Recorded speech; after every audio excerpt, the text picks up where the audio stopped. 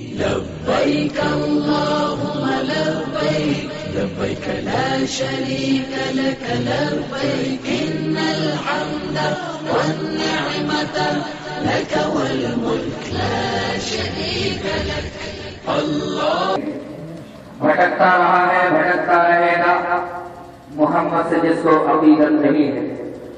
یہ تھے ہمارے فاضل دوست جناب مولانا قمر الزمان صاحب السلفی جو کڑیال رامپور سے تشریف لائے تھے اور محبت رسول صلی اللہ علیہ وسلم کے عنوان سے آپ حضرات کو قیمتی نصیحت سے نواز رہے تھے. اللہ رب العالمین ہمیں نبی اکرم صلی اللہ علیہ وسلم سے سچی محبت کرنے کی توفیق عطا فرمائے. میں آگے آپ کو خطاب کروانے سے پہلے آپ کی پرسنلی کو دور کرنے کے لیے ایک نظم انشاءاللہ ہمارے جو بحیثیت شاعر کی حیثیت سے ہمارے اسٹیج پر مولانا شمس الدین صاحب موجود ہیں. ناشری بولو ناشری زبانی ایک نظم آپ تک پہنچاؤں گا. لیکن میں پھر اعلان کرنا چاہتا ہوں کہ وہ بابو خان صاحب رضوی جنہوں نے تحقیق اور ہر طریقے کا مطالعہ کرنے کے بعد قرآن و حدیث کی دعوت پر لبیک کہتے ہوئے مسلک اہل حدیث کو قبول کیا ہے. الحمدللہ ضلع بریلی کے اندر چاروں طرف مشن یہ ہے کہ تحقیقی سینٹر کھولا جائے اور وہاں لوگ آ کے کتابیں پڑھیں اور سبھی مسلکوں کی کتابیں اور قرآن و حدیث کے تمام سیٹ رکھ کر کے لوگوں کو یہ دعوت دی جائے گی کہ وہ آئیں اور پڑھیں اور خود فیصلہ لیں کہ آخر ہمیں محمد رسول اللہ صلی اللہ علیہ وسلم کی تعلیمات پر کیسے عمل کرنا ہے اور ہمیں حق اور سچ باتیں کیسے ملیں گی اور کہاں ملیں گی. آئیے قبل اس کے کہ جناب مولانا بابو خان صاحب رضوی ہمارے سامنے آئے تو اس سے پہلے ہمارے سامنے مائک پر تشریف فرما ہے جناب مولانا محمد شمس الدین صاحب السلفی امام و خطیب مسجد اہل حدیث شیخ گڑھ. ناشری پڑھو نعت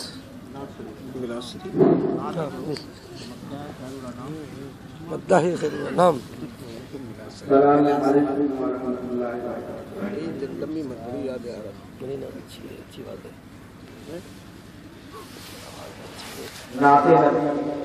صلی اللہ علیہ وسلم. ویسے تو رات کا کافی حصہ گزر چکا ہے, آواز بھی خراب ہو چکی ہے. دلی میں کوشش کر رہا ہوں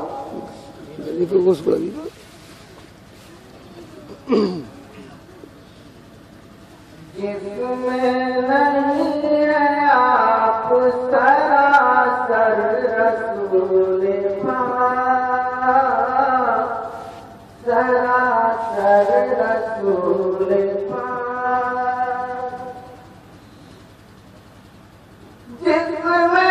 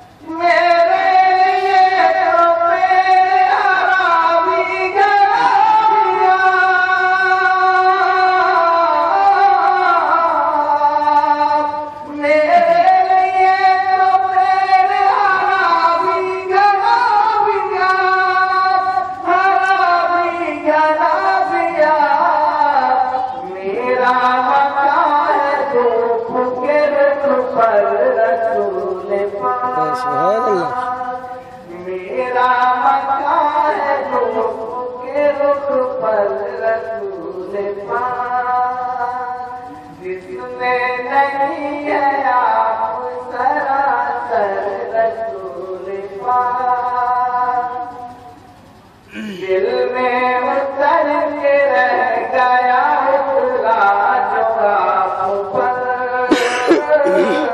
اترا جو آپ پر دل میں اتر کے رہ گیا اترا جو آپ پر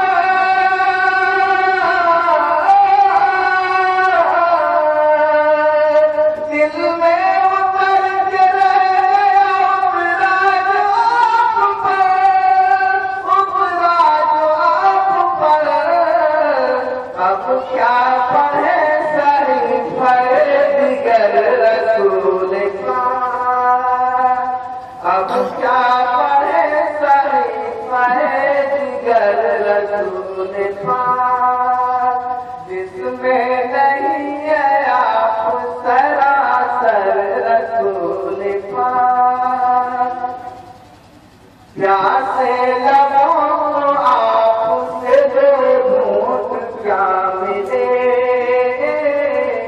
دو گھونٹ کیا ملے پیاسے لبوں کو آپ سے دو گھونٹ کیا ملے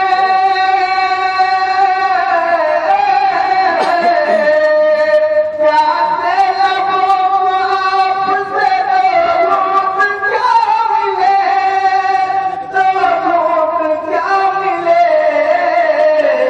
جچتا نہیں ہے کوئی سمندر رسول پاک جچتا نہیں ہے کوئی سمندر رسول پاک جس میں نہیں ہے آپ سراسر رسول پاک ہم وہ غلام بیعت و نسبت ہے آپ سے نسبت ہے آپ سے ہم وہ غلام بیعت و نسبت ہے آپ سے ہم وہ غلام بیعت و نسبت ہے آپ سے نسبت ہے آپ سے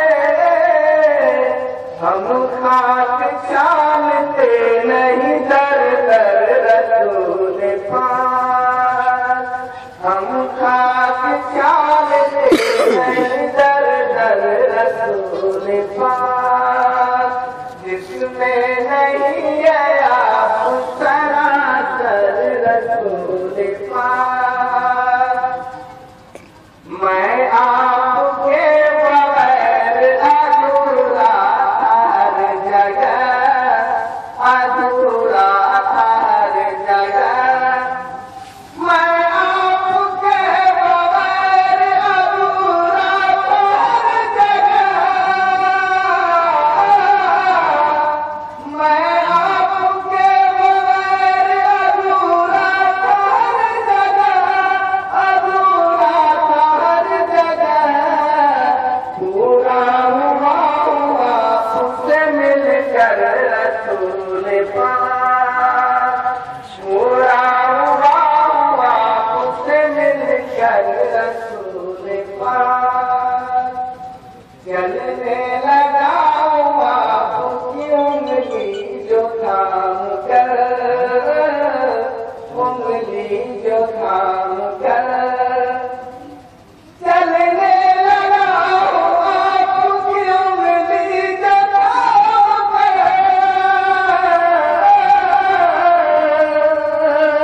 چلنے لگا ہوا اس کی انگلی جو تھام کر انگلی جو تھام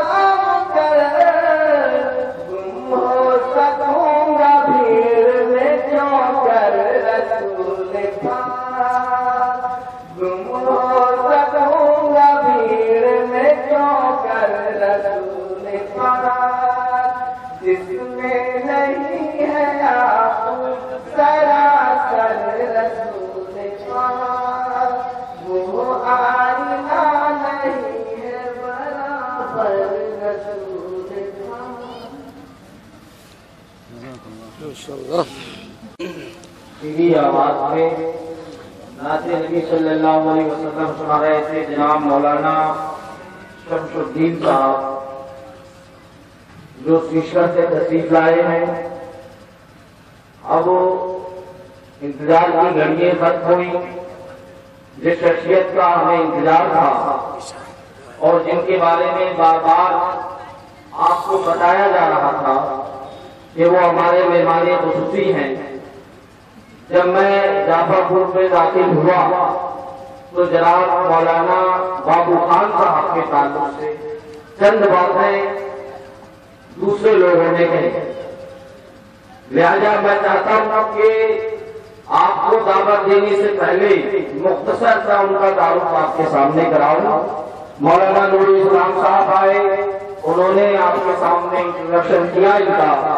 مولانا عزیز الرحمان نے بھی کیا. چند باتیں میں بھی آپ کو ان کے بارے میں بتانا چاہتا ہوں. اور آج میری یہ پہلی ملاقات ہے. مولانا سے ملاقات ہونے کے بعد ان کی ایجوکیشن کے بارے میں نے ان سے دریافت کیا. مولانا نے مجھے بتایا. دوسری بات یہ ہے کہ جن لوگوں کو مولانا یا اہل توحید پسند نہیں ہے تو ان کو دعوت عام دی جاتی ہے کہ وہ انٹرنیٹ پر جائیں اور بابو خان نام کو ڈائل کریں اور دیکھیں کہ بابو خان کون شخصیت ہے اور اس کے بعد کون سی ڈگریاں ہیں جن کے بلبوتے انگلش زبان میں یہ تقریریں کرتے ہیں، عربی زبان میں یہ تقریریں کرتے ہیں.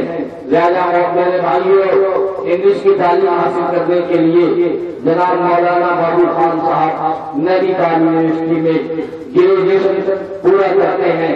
اور انگلش کی تعلیم حاصل کرنے کے ساتھ آپ نے ہندوستان کے اندر ہی دوسری ڈگری بھی حاصل کی. جس طریقے سے مولانا نے مجھے بتایا کہ لکھنؤ یونیورسٹی سے میں نے LLB کیا.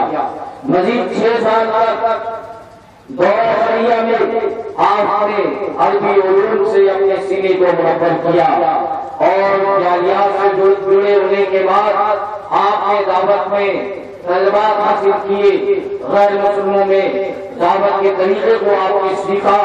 اور میرے بھائیوں، یہ فخر کی بات ہے کہ جناب مولانا بابو خان صاحب جس کو عربی آتی ہے، عربی کا جو شناخت ہوتا ہے، عربی علوم سے جو برابر ہوتا ہے، اور میرے بھائیوں جو قرآن و حدیث کو جانتا ہے، سمجھتا ہے جو مولوی ہوتا ہے.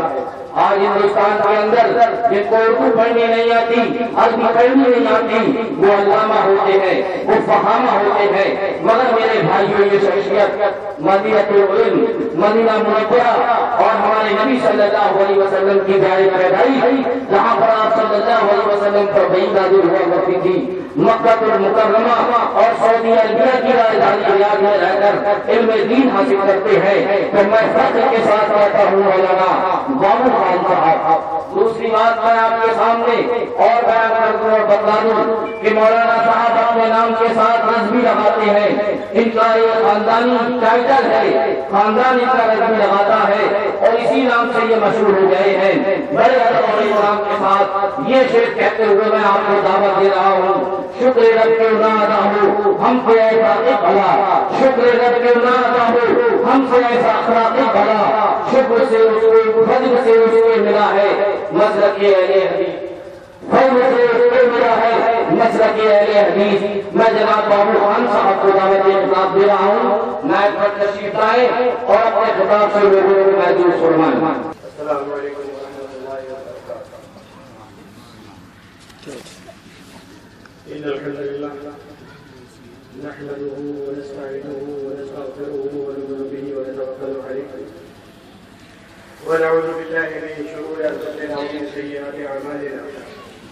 من يهده الله فلا مضل له ومن يضلل فلا هادي له.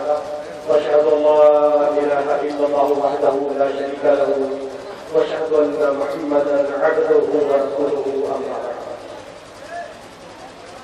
فإن خير الحديث كتاب الله وخير الهدي هدي محمد صلى الله عليه وسلم وشر الأمور محدثاتها وكل محدثة بدعة وكل بدعة ضلالة وكل ضلالة في النار. قال والفرقان الحميد. أعوذ بالله السميع العليم من الشيطان الرجيم. بسم الله الرحمن الرحيم.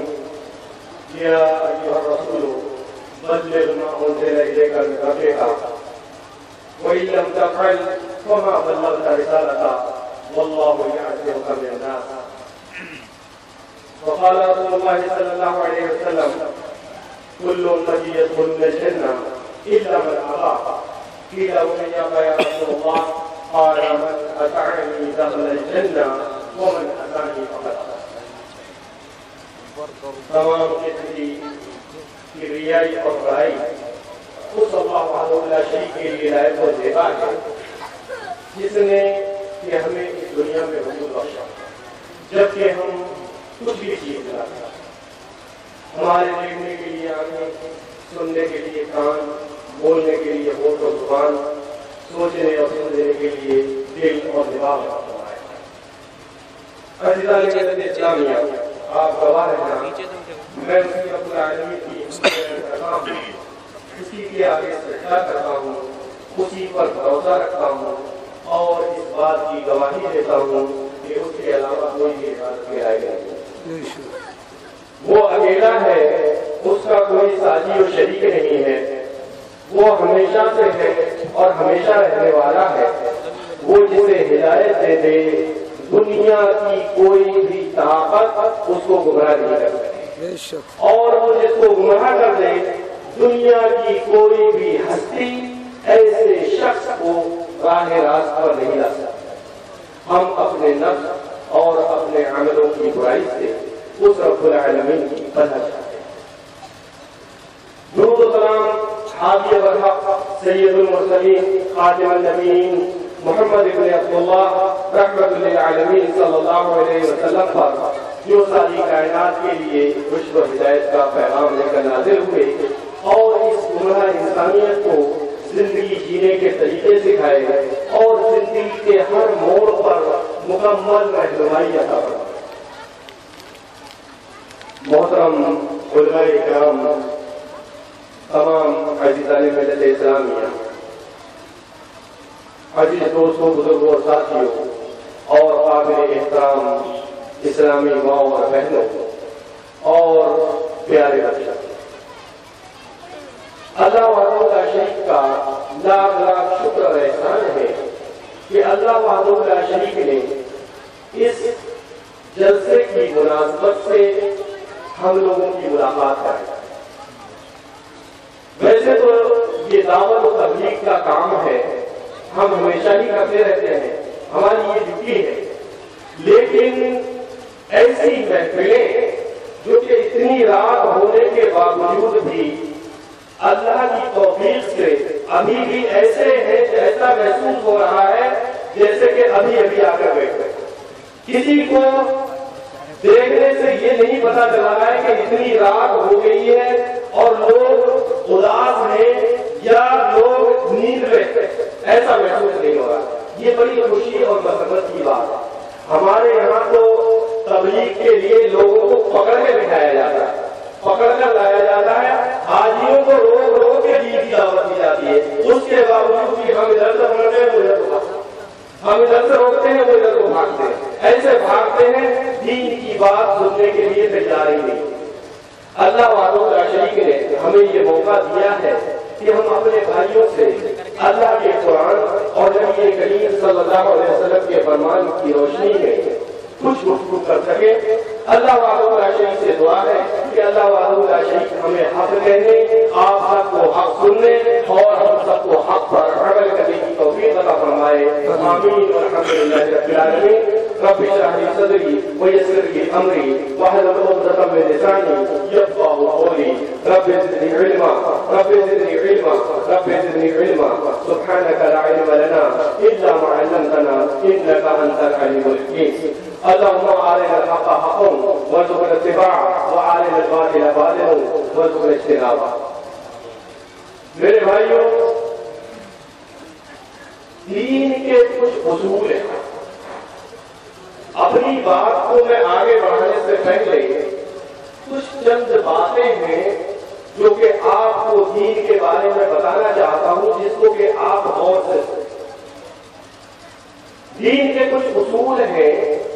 نمبر 1، دین کے بارے میں ہمارا یہ عقیدہ اور ایمان ہونا چاہیے کہ دین کے قانون اس دنیا میں نہیں بنائے گئے. دین کے قانون، دین کے جتنے بھی قانون ہیں وہ دنیا میں نہیں بنائے گئے ہیں، بلکہ اللہ وحدہ لا شریک نے عرش پر بیٹھ کر یہ قانون بنائے، کسی انسان نے نہیں بنائے. اللہ وحدہ لا شریک نے ارشاد فرمایا اتبعوا ما انزل الیکم من ربکم ولا تتبعوا من دونه اولیاء قلیلا ما تذکرون. آپ کو اتباع اور پیروی کس کی کرنا ہے؟ اس کی کرنا ہے جو رب العالمین نے آسمان سے اتارا. اتبعوا ما انزل الیکم من ربکم، جو تمہارے رب کی طرف سے اتارا گیا ہے آپ کو اس کی اتباع اور پیروی کرنا ہے. ولا تتبعوا من دونه اولیاء، اس کے علاوہ کسی اور دوست کی پیروی نہیں کرنا ہے. اور اللہ وحدہ لا شریک نے بڑے ہی اچھے انداز میں ارشاد فرمایا قلیلا ما تذکرون، بہت تھوڑے ہی لوگ ہیں جو نصیحت حاصل کرتے ہیں. نصیحت حاصل کرنے والے بہت ساری تعداد میں لوگ نہیں ہوتے، بہت بڑی تعداد میں لوگ نہیں ہوتے، اکثریت ان کی نہیں ہوتی ہے جو نصیحت حاصل کرتے ہیں. اللہ وحدہ لا شریک نے ارشاد فرمایا کہ اکثریت ان کی نہیں ہوتی ہے، بلکہ اکثریت کو اللہ وحدہ لا شریک نے کبھی بھی آپ کا معیار نہیں بنایا. ارشاد فرمایا نبی اپنے نبی محمد رسول اللہ صلی اللہ علیہ وسلم کو مخاطب کرتے ہوئے ارشاد فرمایا کہ وَإِن تُطِعْ أَكْثَرَ مَنْ فِي الْأَرْضِ يُضِلُّوكَ عَنْ سَبِيلِ اللَّهِ. اے محمد صلی اللہ علیہ وسلم، اگر آپ نے بھی اکثریت کی پیروی کر لی، اگر آپ نے بھی اکثریت کی پیروی کر لی يُضِلُّوكَ عَنْ سَبِيلِ اللَّهِ، تو آپ بھی حق راستے سے بھٹک جائیں. یعنی یہ سوچ لے آدمی کے اکثریت حق پر ہوتی ہے. ہمارے نبی صلی اللہ علیہ وسلم کو اللہ وحدہ لا شریک نے آگاہ کیا. دوسری بات یہ ہے کہ دین جو ہے یہ مکمل ہے. پہلی بات کیا تھی کہ دین آسمان سے اترا ہے، کسی انسان کا بنایا ہوا نہیں ہے. اور دوسری بات یہ ہے کہ دین مکمل ہے، نہ تو اس میں کوئی چیز بڑھائی جا سکتی ہے اور نہ ہی کوئی چیز گھٹائی جا سکتی. مکمل کس کو کہتے ہیں؟ اللہ وحدہ لا شریک نے یہ اس وقت قرآن کی آیت نازل فرمائی جو حجۃ الوداع میں، جو کہ نبی کریم صلی اللہ علیہ وسلم نے حج کیا تھا، اس میں یہ آیت نازل فرمائی اور بخاری یہ آیت کہ الیوم اکملت لکم دینکم واکملت علیکم نعمتی ورضیت لکم الاسلام دینا، کہ آج کے دن میں نے تمہارا دین مکمل کر دیا. واکملت علیکم نعمتی، اور جو نعمتیں تم پر اتارنا تھی وہ اتار دی. ورضیت لکم الاسلام دینا، اور میں اسلام دین سے راضی اور خوش ہو. تو دین مکمل ہے. اب مکمل ایسے ہی نہیں ہوا، بلکہ اس سے پہلے اللہ وحدہ لا شریک کو اللہ وحدہ لا شریک نے نبی کریم صلی اللہ علیہ وسلم کو حکم دیا تھا. اور حکم کیا تھا کہ یا ایھا الرسول، اے رسول، بلغ ما انزل الیک من ربک، کہ جو کچھ تمہارے رب کی طرف سے اتارا جا رہا ہے لوگوں کو بیان کر، لوگوں کو بیان کرو. وَإِن لَّمْ تَفْعَلْ، اگر آپ نے ایسا نہیں کیا فَمَا بَلَّغْتَ رِسَالَتَهُ، تو آپ نے رسالت کا حق ادا نہیں کیا. کوئی مسلمان دنیا کا ایسا ہوگا جو کہ یہ کہے کہ ہمارے نبی محمد رسول اللہ صلی اللہ علیہ وسلم نے رسالت کا حق ادا نہیں کیا؟ کوئی ہوگا؟ نہیں ہوگا. مسلمان کو جس نے نبی کا کلمہ پڑھا ہے وہ یہ بات کبھی بھی نہیں کہہ سکتا ہے کہ نبی کریم صلی اللہ علیہ وسلم نے رسالت کا حق ادا نہیں کیا. اور پھر یہ بات آپ صلی اللہ علیہ وسلم نے وہ بتائی اللہ وحدہ لا شریک نے. آپ صلی اللہ علیہ وسلم نے اسی حجۃ الوداع میں لوگوں کو مخاطب کرتے ہوئے ارشاد فرمایا وَأَنْتُمْ تَسْأَلُونَ عَنِّي فَمَا أَنْتُمْ قَائِلُونَ، اے لوگوں تم سے میرے بارے میں سوال کیا جائے گا، تم کیا جواب دو گے؟ لوگوں سے نبی کریم صلی اللہ علیہ وسلم نے ارشاد فرمایا کہ آپ سے میرے بارے میں سوال کیا جائے گا تو آپ کیا جواب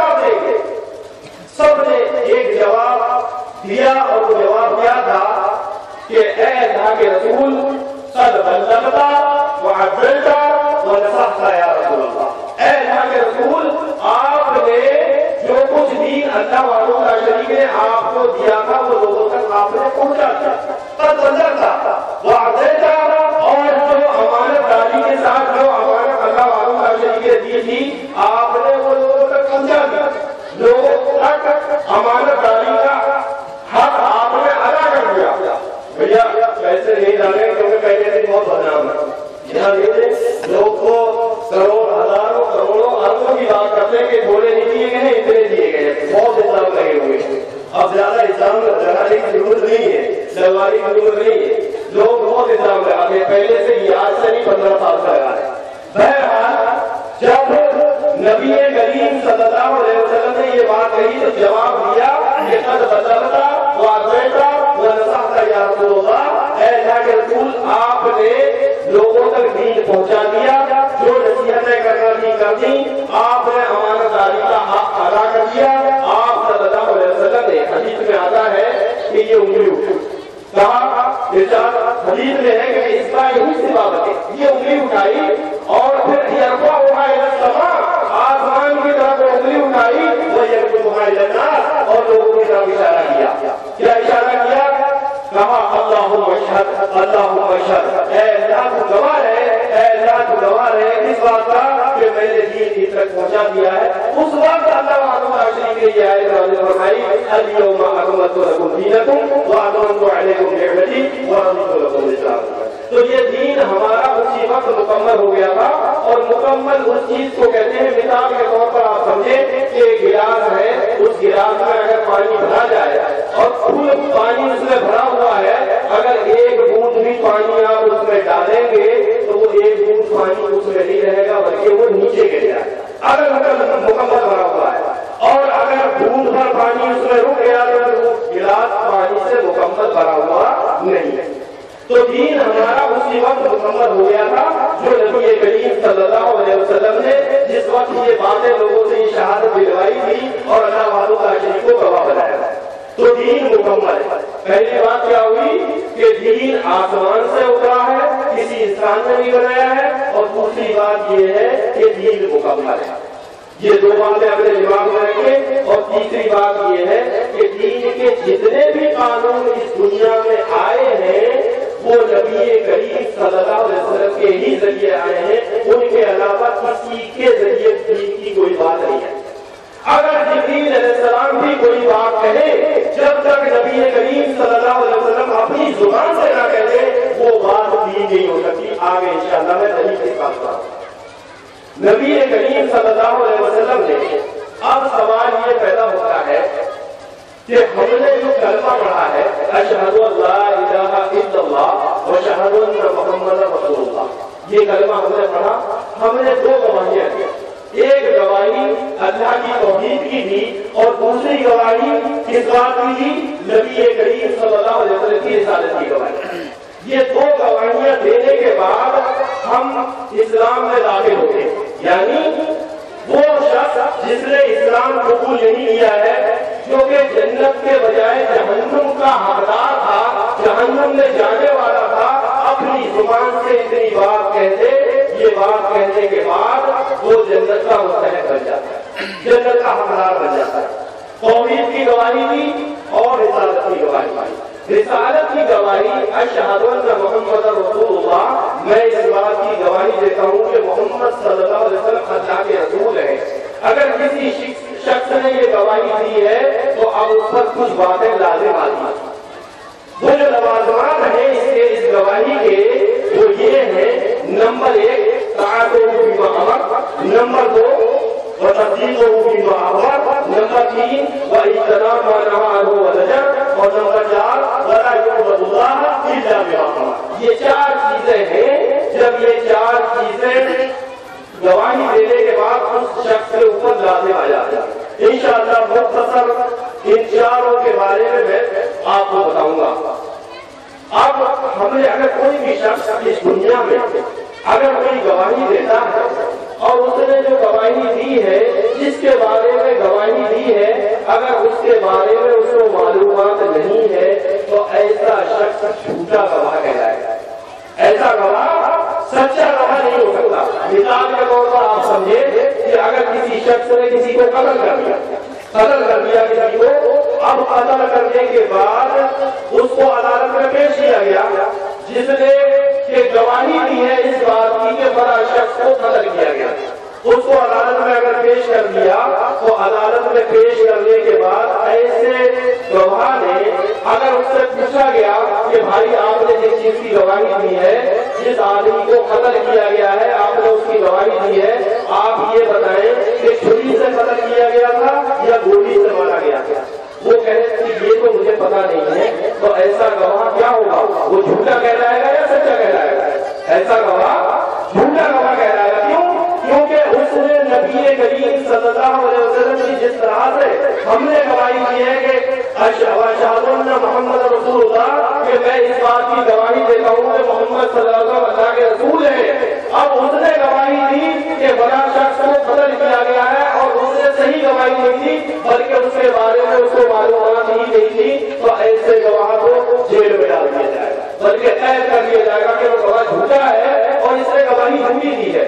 اگر ہم نے اپنے نبی محمد رسول اللہ صلی اللہ علیہ وسلم کے بارے میں گواہی دی ہے تو ہم پر یہ لازم ہے کہ ہم کو اپنے نبی محمد رسول اللہ صلی اللہ علیہ وسلم کے بارے میں علم ہونا چاہیے، آپ کے بارے میں علم ہونا چاہیے کہ آپ صلی اللہ علیہ وسلم کب پیدا ہوئے، آپ کی پیدائش کی تاریخ کیا تھی، آپ صلی اللہ علیہ وسلم نے کب نبوت کا دعویٰ کیا، آپ کی اس وقت عمر کیا تھی، آپ کے بچے کتنے تھے، آپ نے مکے میں کتنے ساری زندگی گزاری، آپ نے ہجرت کب کی، آپ نے کون کون سے غزوات کیے، پھر آپ صلی اللہ علیہ وسلم نے کس طرح سے دین کی دعوت دی، ہم کو یہ مکمل معلومات اگر اپنے نبی صلی اللہ علیہ وسلم کے بارے میں نہیں ہوگی تو کہیں ایسا نہ ہو کہ قیامت والے دن ہم لوگ جھوٹے گواہ کہلائیں، ہماری گواہی قیامت والے دن کہیں ایسا نہ ہو کہ جھوٹی مانی جائے، یہ جو گواہی اس نے دی ہے یہ گواہی جھوٹی ہے، کیونکہ اس کو تو نبی کریم صلی اللہ علیہ وسلم کے بارے میں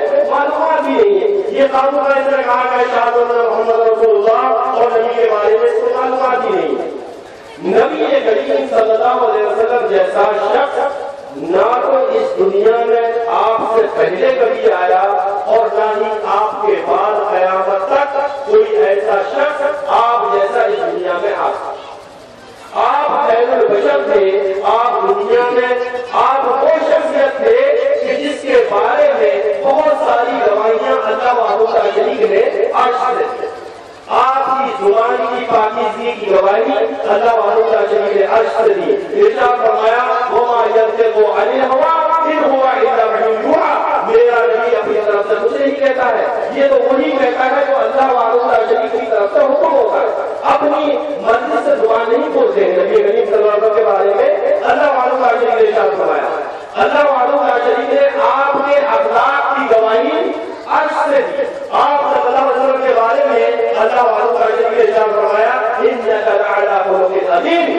کہ اے محمد صلی اللہ علیہ وسلم آپ اخلاق کے بلند پائے پر پائے ہیں، آپ صلی اللہ علیہ وسلم کے رحمت للعالمین ہونے کی گواہی اللہ وحدہ لا شریک نے عرش سے دی، ارشاد فرمایا وما ارسلناک الا رحمۃ للعالمین، اے محمد صلی اللہ علیہ وسلم ہم نے آپ کو سارے عالموں کے لیے رحمت بنا کر بھیجا۔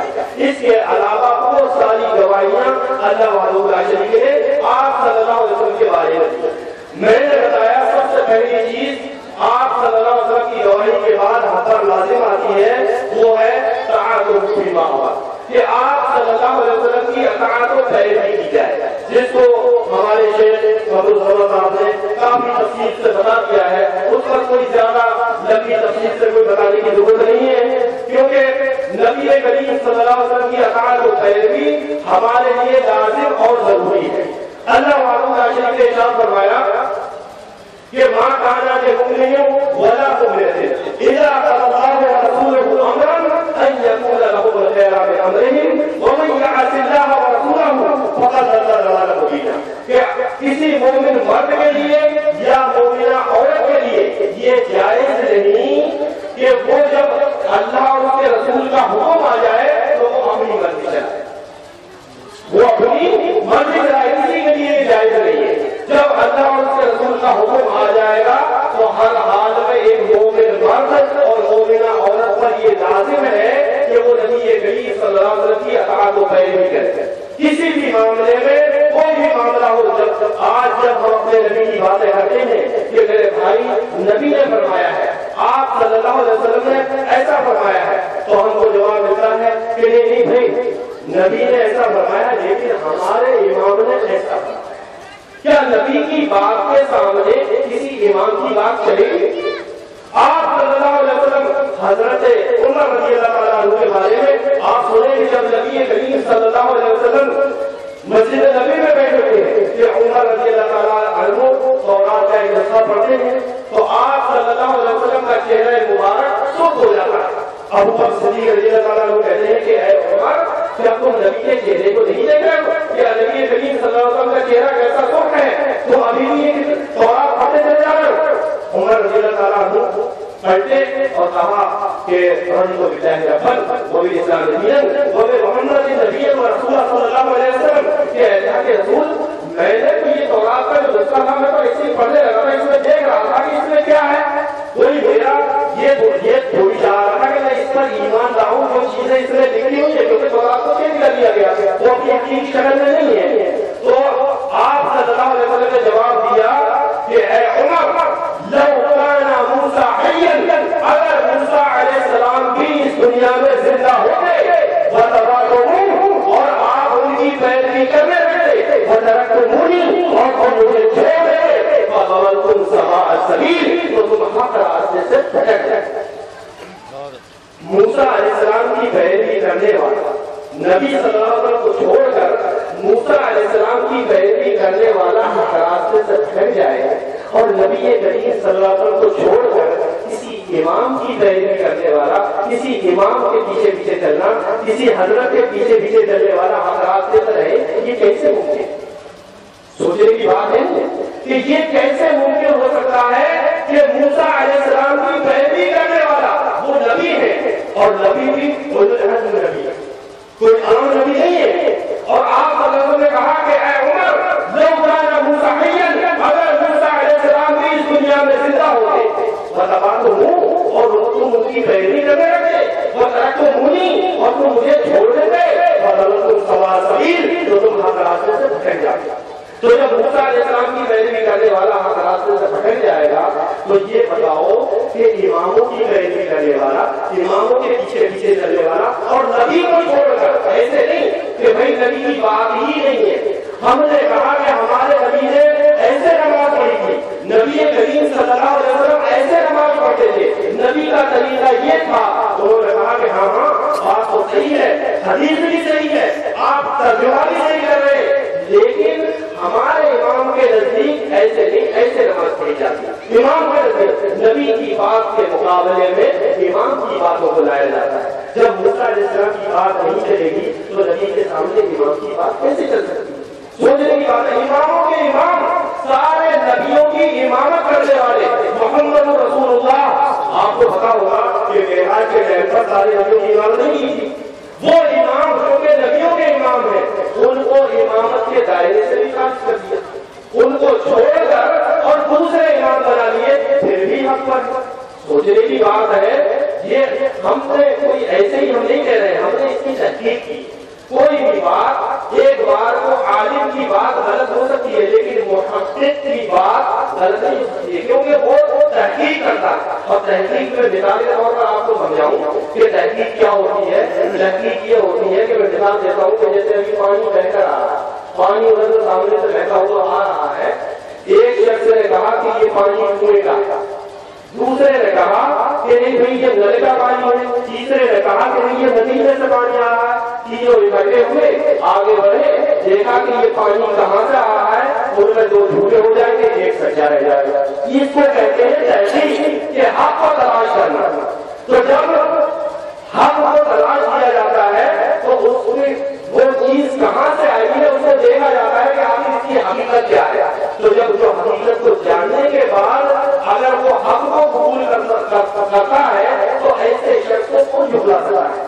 تو نبی کریم صلی اللہ علیہ وسلم کی یہ بات کہی جاتی ہے جبکہ اللہ معلوم نے پورے قرآن کو آپ پڑھے، نبی کریم صلی اللہ علیہ وسلم کے فرمان کو پڑھے، پورے قرآن میں اللہ معلوم شریک نے جگہ جہاں پر یہ باتیں کہی کہ یا ایھا الذین آمنوا، اے ایمان والو اطیعوا اللہ و اطیعوا الرسول، اللہ کی بات کو مانو، اللہ کے احکامات کو مانو اور نبی کریم صلی اللہ علیہ وسلم کے احکام کو پیروی کرو، اور یہ کہا یہ بھی کہا ولا تبطلوا اعمالکم، اور اپنے عملوں کو ضائع اور برباد نہ کرو، یعنی اللہ اور اس کے رسول کو چھوڑ کر اگر کوئی شخص کوئی عمل کرتا ہے تو وہ عمل ضائع اور برباد ہے۔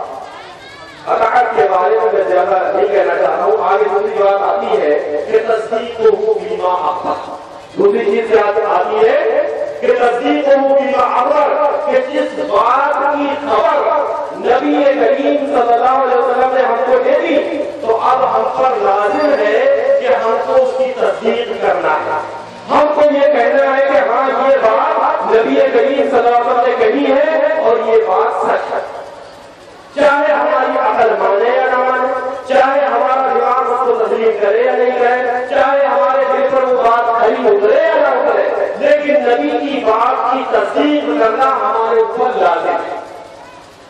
نبی صلی اللہ علیہ وسلم نے کہا جنت ہے تو ہم نے کہا جنت ہے، نبی صلی اللہ علیہ وسلم نے کہا کہ جہنم ہے، ہم نے کہا جہنم ہے، آپ صلی اللہ علیہ وسلم نے کہا کہ چور کا انجام یہ ہے تو ہم نے کہا کہ ہاں یہ سچ ہے، نبی کریم صلی اللہ علیہ وسلم نے کہا کہ سودخور کی سزا یہ ہے، ہم نے اس کی تصدیق کی۔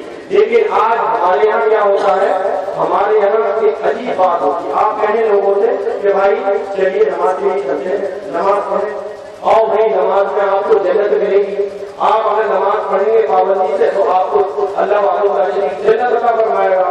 جواب ملتا ہے ارے بھائی جنت کس نے دیکھی ہے، جب مریں گے تو دیکھا جائے گا۔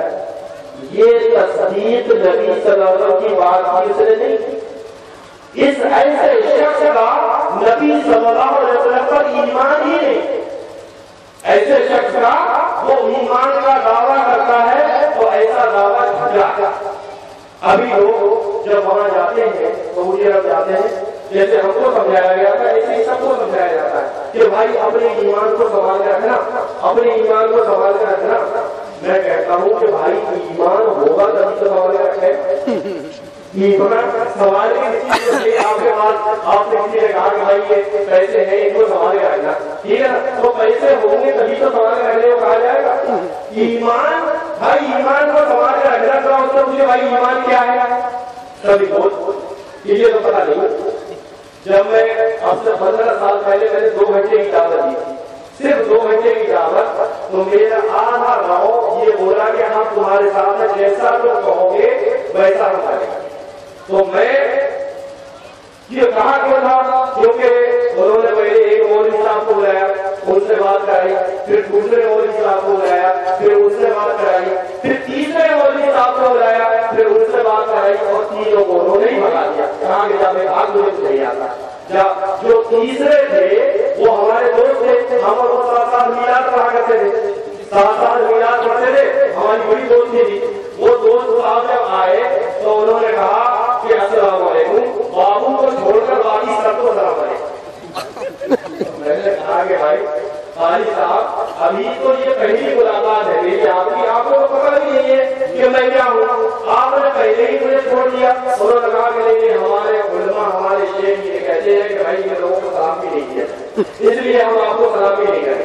میں نے کہا اچھا جو پرانی دوستی تھی کم سے کم اس دوستی کی لاج جا کے تھوڑا بیٹھے ہیں ساتھ میں۔ اب وہ بیٹھے ساتھ میں بیٹھے، سوال جواب میں انہوں نے بہت سارے سوال کیے، جب سوال کیے میں نے سارے سوالوں کے جواب دیے۔ میں نے ایک سوال کیا کہ اچھا قاری صاحب آپ یہ بتائیں کہ ایمان کس کو کہتے ہیں؟ تو قاری صاحب نے کہا کہ ایمان اللہ پہ ایمان ہونا ہے۔ میں نے کہا ایمان کے کچھ ارکان بھی ہوتے ہیں نا، یہ تو آپ نے ایک بتایا ہے، ایمان کے 6 ارکان ہیں نہ گنا دے۔ تو بولے کہ وہ پہلے ہم کو یاد تھے لیکن اب بھول گئے، پہلے یاد تھے ہم کو اب بھول گئے۔ میں نے کہا ابھی ہے قاری ہے، پہلے آپ کو یاد تھے اور اب بھول گئے آپ۔ میں نے کہا آپ قرآن نہیں پڑھتے؟ بولے قرآن میں کہاں؟ بولے قرآن میں میں نے کہا قرآن کا اللہ علیہ وسلم محمد رسول اللہ علیہ وسلم کل آمن باللہ و ملائکتہ و کتبہ و رسلہ، اور میں نے کہا یہ 6 قصے اللہ تعالیٰ نے بتائے ہیں، لیکن آپ نے پڑھا، اس نے سوچا کہ یہ اس نے BA کیا LLB کیا اور پھر یہ سیدھے جا کے اس کو پتا بھول ہوگا قرآن کا کہاں ہے، جو اتنا ہی جانتا وہ علم جو ہمارا علم تھا وہ اچھی طرح سے جانتا تھا کہ اتنا ہی تھا میلاد پڑھنے تک کا علم، تو وہ معلوم تھا، تو وہ انہوں نے سوچا کہ کوئی علم ہوگا آدمی، تو بولے کہ ان کی دماغ میں یہ بات آئی کہ ایسا ہے اس کا انکار کر، انہوں نے کہا کہ تم جھوٹ بول رہے ہو، یہ قرآن کی آیت ہی نہیں ہے، یہ قرآن کی آیت ہی نہیں ہے۔ اچھا LLB کرنے کا فائدہ اور ہم نے اٹھا لیا، ہم نے فائدہ اٹھا لیا، میں نے کہا کہ ارے قاری صاحب غلطی انسان سے ہی ہوتی ہے، اگر جو ہم سے غلطی ہوگی تو کم سے کم معافی دینا چاہیے آپ کو، بولے غلطی نہیں تو قرآن کے بارے میں جھوٹ بولے، تم نے تو بالکل قرآن کے اللہ کے کلام کے بارے میں جھوٹ بول دو، میں نے کہا غلطی ہو گئی، اب کم سے کم جو غلطی ہو گئی اس کی سزا جو دینا چاہے دے گئے، ہم کو پتا کہ ہم نے تو کیسی طرح سے رکھ لیا تھا، تو یاد کر لیا، ہم کو پتا قرآن کی آئی تھی، تو وہ اور زیادہ سر میں سوار ہوگا، انہوں نے کہا کہ تم ایسے ہی جھوٹ بولتے ہو اور سامنے لوگوں کو بیوقوف بناتے ہو، آدمی تم کو آنے لگی ہے تم قرآن آدمی پڑھتے ہو کہتے ہو قرآن کی آئی ہے۔ میں نے کہا قاری صاحب اگر یہ قرآن کی آیت نکلے آئی پھر کیا ہوگا، اور ساری پبلک بیٹھی ہوئی، میں نے کہا کہ اگر قرآن کی آیت نکلے آئی تو پھر کیا ہوگا، تو بولے کہ جو چاہو مجھے سزا دینا۔ میں نے کہا کہ اچھا، میں نے کہا بھائی وہ قرآن اٹھانا تھا، اس میں سورہ بقرہ کی آخری آیت ہے، بولے کہ میں نے کہا آخری آیت سورہ بقرہ کی، ایک دم پسینہ آ گیا قاری صاحب، پسینہ آ گیا قاری صاحب کو، اور قاری صاحب نے کیا کیا، بولے سب نے کہا یار تو جھوٹا آدمی، ارے لعنت اللہ کو، تو جھوٹ بول رہا قرآن، تو حافظ قاری ہو کے قرآن کے بارے میں جھوٹ بول رہا، یہ تو نکل آئی، ان کو بھی بھگا دیا، ان کو بھی بھگا دیا، اور بھگانے کے بعد پھر کہا کہ آج سے جیسا تم کہو گے ہم تمہارے ساتھ۔ میں نے جب LLB کی تھی لکھنؤ سے تو وہیں مکان لے لیا تھا، 1990 مکان لے لیا تھا، تو میں وہیں شفٹ ہو گیا تھا، جب گاؤں میں بھانڈاری میں گھر آئی، میں تھوڑے دن آیا گھنٹے 2 گھنٹے کے لیے پھر میں چلا جاتا تھا، 2 سال میں 2 مہینے کی چھٹی ملتی، اب میں پھر چلا گیا 3-4 دن 2-1 دن میں رہا وہاں گاؤں میں، اور رہنے کے بعد سب نے کہا کہ آپ آج سے یہ چیز بھی حرام، یہ چیز بھی حرام، آپ سے کچھ نہیں کریں گے، جیسا تم کہو گے ویسا ہی کریں گے۔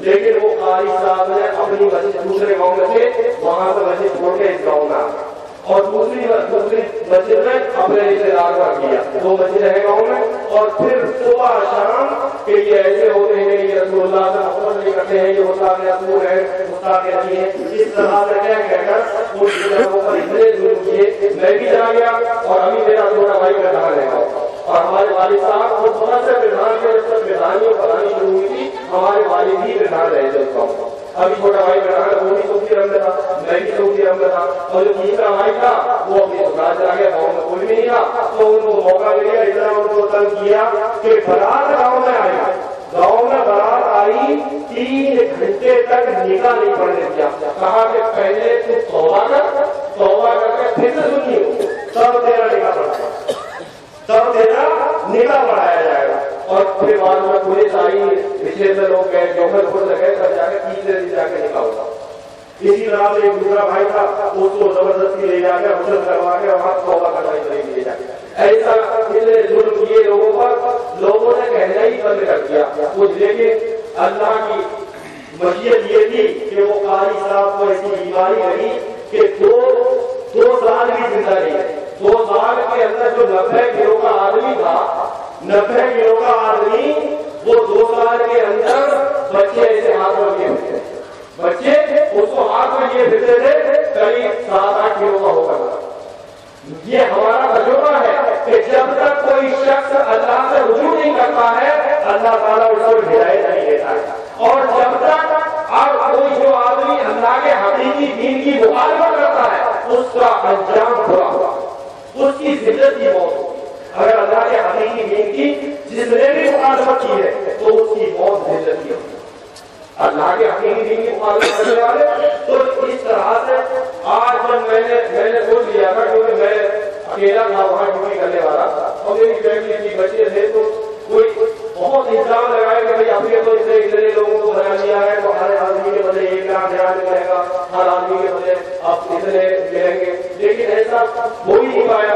اپنے حالات سن رہے ہی جب لڑکا پہنچا ہو گیا تب کچھ حالات سن رہے، اور پھر اس کے بعد میں نے وہاں کہا کہ بھائی اب میں نوکری یہاں نہیں کرنا چاہتا ہوں، 6 مہینہ میں یہاں نوکری کروں گا، 6 مہینہ مجھے اپنے گاؤں میں رہتا ہے.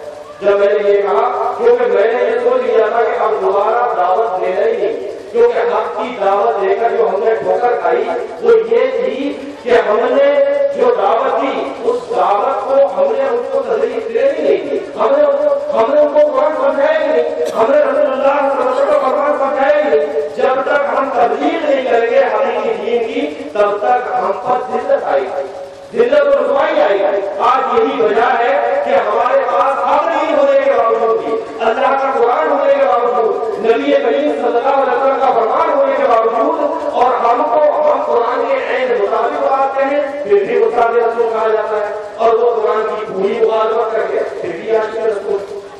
ہمارے بھائی، ہمارے اپنے رشتے دار، ہمارے گھر کے لوگ، ہم وہ پوری طرح سے قرآن کی مخالفت کریں، پورے اپنی جو بھی باتیں کہتے ہیں وہ قرآن کے خلاف ہی کہتے ہیں، اس کے باوجود بھی حق پر رہتے ہیں، اور ہم قرآن کے عین مطابق بات کریں پھر بھی ہم کو ایسے کہہ دیا جاتا ہے یہ تو استاد رسول ہے.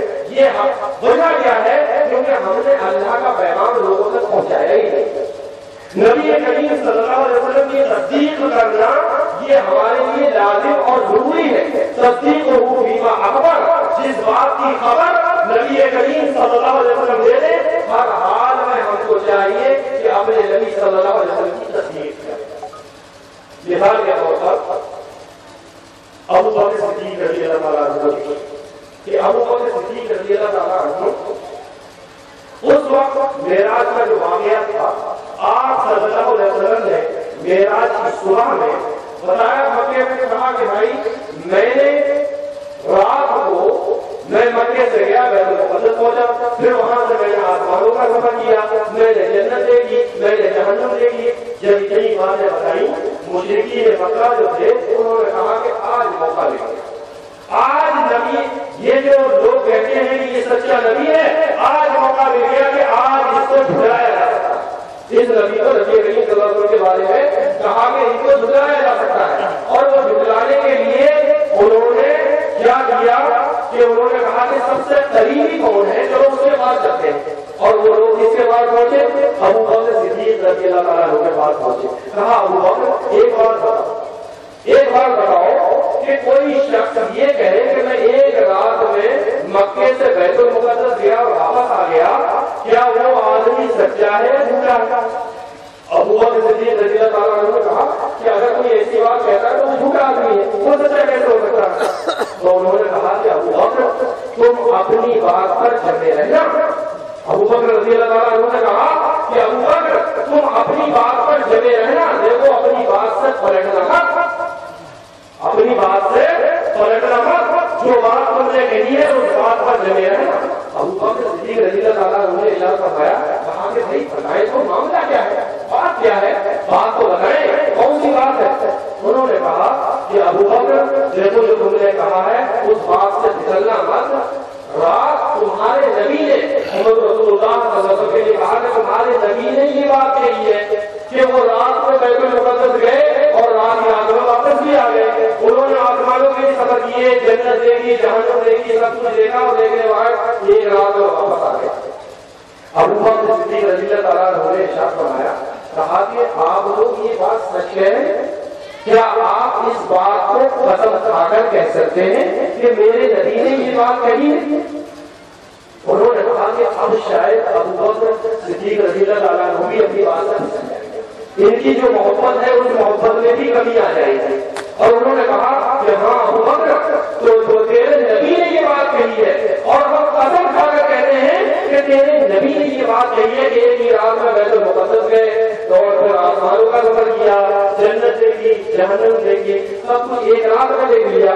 ابو بکر صدیق رضی اللہ تعالیٰ عنہ نے ارشاد فرمایا کہ اگر تم یہ بات کہتے ہو، قسم کھا کر یہ بات کہتے ہو کہ میرے نبی نے یہ بات کہی ہے، تو میں قسم کھا کر کہتا ہوں کہ میرے نبی گئے ہیں اور جاتے بھاگ رہا ہے.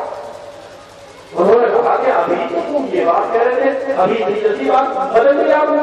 ابو بکر صدیق رضی اللہ تعالیٰ عنہ نے ارشاد فرمایا کہ یہ بات میں نے اپنے نبی کے بارے میں نہیں کہی. میرا نبی تو ڈیلی مجھ سے یہ کہتا ہے کہ ابو بکر جبریل آئے اور گئے، جبریل آئے اور گئے. جبریل جب کئی بار گھر میں آ سکتے ہیں اور آ کر جا سکتے ہیں تو میرا نبی ایک رات میں جا کر واپس نہیں آ سکتا. انہوں نے کہا کہ یہ تو عجیب بات ہوگی کہ جو بات کہی اس کی بات کو ہی تم نے نہیں مانا. تو یہ ہے تصدیق ہوں، یعنی جس بات کیا ہوا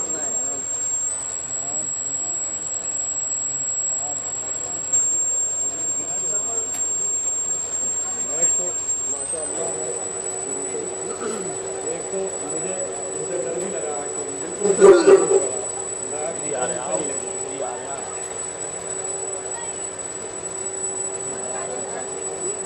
یہ کرسی تھوڑی ادھر ہٹا دیو عابد جی، کرسی ہٹا دو.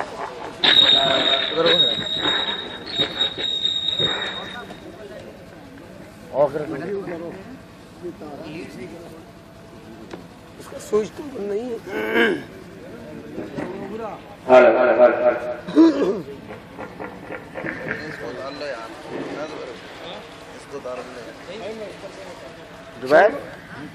تو یہ ہے تصدیق ہٹا لو، نیچے رکھ دو نیچے. کہ جس بات کی خبر ہمارے نبی صلی اللہ علیہ وسلم دے دیں تو ہم کو ہر حال میں چاہیے کہ اپنے نبی محمد رسول اللہ صلی اللہ علیہ وسلم کی تصدیق کریں، چاہے ہماری عقل مانے یا نہ مانے، چاہے ہمارا دل مانے یا نہ مانے، چاہے ہمارا دماغ اس بات کو ماننے کے لیے تیار نہیں ہو، لیکن ہم کو ہر حال میں اپنے نبی محمد رسول اللہ صلی اللہ علیہ وسلم کی تصدیق کرنا چاہیے. اب تیسری چیز آتی ہے وہ اجتناب ما نہی عنہ وزجر، کہ جس بات کو نبی کریم صلی اللہ علیہ وسلم نے منع کر دیا کہ ایسا نہیں کرنا تھا، تو دنیا ادھر سے ادھر ہو جائے لیکن ہم کو کسی بھی حال میں وہ کام نہیں کرنا ہے جس کام کو کہ ہمارے نبی صلی اللہ علیہ وسلم نے ہم کو منع کیا. گمراہی آنے کی وجہ یہی ہے کیونکہ لوگوں نے نبی کریم صلی اللہ علیہ وسلم کی باتوں کو ٹھکرا دیا، آپ کی باتوں کو نہیں مانا، جبکہ اللہ وحدہ لا شریک نے آپ کی نافرمانی کا انجام بہت برا بتایا. آپ صلی اللہ علیہ وسلم کے بارے میں اللہ وحدہ لا شریک نے ارشاد فرمایا فَلْيَحْذَرِ الَّذِينَ يُخَالِفُونَ عَنْ أَمْرِهِ أَن تُصِيبَهُمْ فِتْنَةٌ أَوْ يُصِيبَهُمْ عَذَابٌ أَلِيمٌ، کہ جس کسی نے نبی کریم صلی اللہ علیہ وسلم کی بات کو نہیں مانا، فَلْيَحْذَرِ الَّذِينَ يُخَالِفُونَ عَنْ أَمْرِهِ، کہ نبی کریم صلی اللہ علیہ وسلم کے حکم کو ٹھکرا دیا، اس کی مخالفت کی، تو اس کو ڈرتے رہنا چاہیے یا تو اس دنیا میں اس کے اوپر عذاب آئے گا، اور اگر اس دنیا میں بچ گیا تو آخرت میں ایسے شخص کے لیے بہت ہی سخت عذاب. پانی نہیں ہے. آپ صلی اللہ علیہ وسلم نے ارشاد فرمایا بہت چک چک کی تکلیف اسی کے بارے میں کہ کل امتی یدخلون الجنہ، میں کھڑا ہو گیا تھا نا بیچ میں، بہت اچھی تکلیف ہو رہی تھی. الا من ابا، لیکن وہ نہیں جائے گا جس نے انکار کیا. صحابہ کرام رضوان اللہ علیہم اجمعین جب آپ صلی اللہ علیہ وسلم سے کوئی بات سنتے تھے تو فوراً اس کو پوچھتے تھے کہ اللہ کے رسول یہ کیسے ہے، یہ بات اس کا مطلب کیا ہے. آپ صحابیوں نے کہا قیل ومن یابی یا رسول اللہ، اے اللہ کے رسول کوئی شخص دنیا میں ایسا ہوگا جو آپ کا انکار کرے گا یا آپ کی بات کا انکار کرے گا. آپ صلی اللہ علیہ وسلم نے ارشاد فرمایا من اطاعنی دخل الجنہ ومن عصانی فقد ابا، کہ جس کسی نے میری اطاعت کو پیروی کی ایسا شخص جنت میں جائے گا، اور جس کسی نے میری نافرمانی کی تو ایسے شخص نے جنت میں جانے سے ہی انکار کر دیا. یعنی اگر نبی کی نافرمانی کرتا ہے، اسی کو آپ صلی اللہ علیہ وسلم نے ارشاد فرمایا تھا حجۃ الوداع کے موقع پر کہ ترکت فیکم امرین، میں تمہارے درمیان دو چیزیں چھوڑ کر جا رہا ہوں، لن تضلوا، تم ہرگز گمراہ نہیں ہو سکتے، ما تمسکتم بہما، جب تک ان دونوں کو مضبوطی کے ساتھ پکڑے رہو گے، کتاب اللہ و سنت. اب نبی کریم صلی اللہ علیہ وسلم کی جو سنتیں ہیں، ہمارے یہاں کیا ہوتا ہے، سنتوں کو ہمارے یہاں یہ سمجھا جاتا ہے کہ سنتیں صرف وہ ہیں جو کہ مسجد میں پڑھی جاتی ہیں. ان کو کیا سمجھا جاتا ہے کہ جو 2 رکعت 4 رکعت جو سنتیں مسجد میں پڑھی جاتی ہیں یہ سنتیں ہیں، اور نبی کریم صلی اللہ علیہ وسلم کی پوری زندگی کو نظر انداز کر دیا جاتا ہے، جبکہ نبی کریم صلی اللہ علیہ وسلم کی سنتیں، آپ صلی اللہ علیہ وسلم کی جو کچھ سنتیں 3 طرح کی ہوتی ہیں، قولی، فعلی، تقریری، کہ جس بات کو آپ صلی اللہ علیہ وسلم نے اپنی زبان سے کہا اس کو سنت قولی کہتے ہیں، جو آپ صلی اللہ علیہ وسلم نے کیا اس کو سنت فعلی کہتے ہیں، اور جو صحابہ اکرام رضوان اللہ علیہم اجمعین نے کیا اور آپ صلی اللہ علیہ وسلم خاموش رہے اس کو سنت تقریری کہتے ہیں۔ سمجھ رہے؟ تو یہ 3 طرح کی سنتیں ہوتی ہیں، اور ہمارے گھر میں اگر ہم نبی کریم صلی اللہ علیہ وسلم کی زندگی کے مطابق اپنی زندگی گزارتے ہیں تو پوری کی پوری زندگی آپ صلی اللہ علیہ وسلم کی سنتیں ہیں۔ آپ نے کھانا کیسے کھایا؟ اگر ہم ویسے ہی کھانا دہنے ہاتھ سے کھانا شروع کرتے ہیں تو وہ نبی کی سنت ہے، اگر ہم بسم اللہ کر کے کھانا شروع کرتے ہیں تو نبی کی سنت ہے، بسم اللہ کر کے دہنا ہاتھ کپڑے پہننے کے لیے ڈالتے ہیں تو یہ نبی کی سنت ہے، اور اگر ہم جوتا پہنتے ہیں پہلے دہنا پیر ڈالتے ہیں یہ نبی کی سنت ہے۔ یہ ساری نبی کریم صلی اللہ علیہ وسلم کی سنتیں ہیں جن کو کہ ہمارے یہاں لوگ نہیں سمجھتے ہیں، وہ سمجھتے ہیں کہ سنتیں کوئی ہوتی ہیں جو نماز میں پڑھی جاتی ہے، پھر دوسرے ان سے کہو کہ ہماری سنتیں اور حدیث ایک ہی چیز ہے تو کہتے ہیں کہ یار یہ عجیب بات ہے، سنت ہم کو حدیث الگ سمجھتے ہیں، سنت الگ سمجھتے ہیں، ان کو یہی پتا نہیں ہے کہ سنتیں نبی صلی اللہ علیہ وسلم کی سنتوں کو ہی حدیث کہتے ہیں، اور جس طرح سے کہ نبی کریم صلی اللہ علیہ وسلم کی سنتوں کو ٹھکرایا جاتا ہے، سنتوں کو چھوڑا جاتا ہے تو آدمی گمراہی کی راہ پر آ جاتا ہے۔ اللہ والوں کا شریف نے واضح طور پر ارشاد فرمایا وَمَن يُشَاقِقِ الرَّسُولَ مِن بَعْدِ مَا تَبَيَّنَ لَهُ الْهُدَىٰ وَيَتَّبِعْ غَيْرَ سَبِيلِ الْمُؤْمِنِينَ نُوَلِّهِ مَا تَوَلَّىٰ وَنُصْلِهِ جَهَنَّمَ وَسَاءَتْ مَصِيرًا۔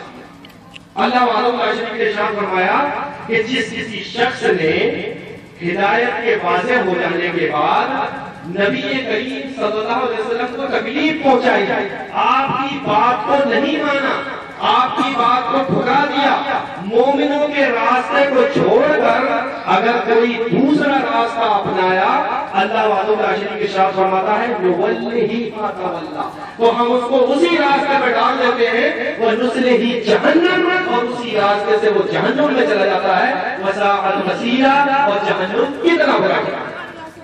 تو ایسا شخص جو نبی کریم صلی اللہ علیہ وسلم کی نافرمانی کرتا ہے، ایسا شخص اس کو ڈرتے رہنا چاہیے کہیں اس پر اللہ کا عذاب نہ آ جائے۔ نبی کریم صلی اللہ علیہ وسلم کی واضح حدیثیں، اس میں کوئی شک نہیں ہے، اور خود بتاتے بھی ہیں، ان سے پوچھو کہ یہ حدیث کیسی ہے، بولے ہاں صحیح ہے، اچھا نبی نے چیز کو منع کیا ہے تو ماننے کے لیے کہ ہاں بالکل صحیح ہے۔ آپ صلی اللہ علیہ وسلم نے ارشاد فرمایا، حدیث ہے کہ نہا رسول اللہ صلی اللہ علیہ وسلم ان یجسس القبر وان یقضى علیہ وان یبنى علیہ، کہ آپ صلی اللہ علیہ وسلم نے پکی قبر بنانے کے لیے منع فرمایا ہے، آپ صلی اللہ علیہ وسلم نے قبر پر مجادل بن کر بیٹھنے کے لیے منع فرمایا ہے، آپ صلی اللہ علیہ وسلم نے قبر پر عمارت بنانے کے لیے منع فرمایا ہے۔ دیکھیں گمراہی نبی کریم صلی اللہ علیہ وسلم کے راستے کو چھوڑنے میں ہے، آپ کی نافرمانی میں ہے۔ اگر ہم پہلے ہی آپ کی بات کو مان لیتے تو پھر یہ آگے بات ہی نہیں بنتی، کیونکہ نبی کریم صلی اللہ علیہ وسلم کی نافرمانی کریں گے تو ہمارے پاس گمراہی آئے گی۔ ہم کو چاہیے کہ نبی صلی اللہ علیہ وسلم نے جو بات کہی ہے کسی بھی حال میں ہم کو آپ کی نافرمانی نہیں کرنا ہے۔